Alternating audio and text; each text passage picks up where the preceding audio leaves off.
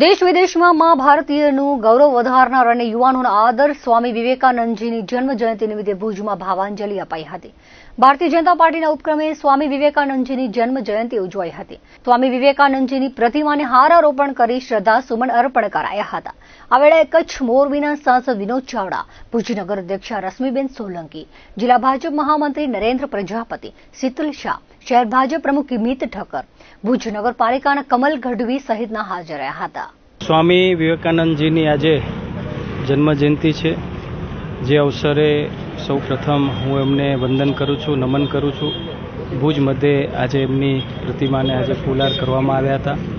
આજનો દિવસ યુવા દિવસ તરીકે પણ જ્યારે ઉજવીએ છીએ અને યુવાનોના હૃદયમાં હંમેશા પ્રેરણા સ્ત્રોત રહેલા એવા સ્વામી વિવેકાનંદજીને આજે આપણે યાદ કરીએ, એમના કાર્યોને યાદ કરીએ.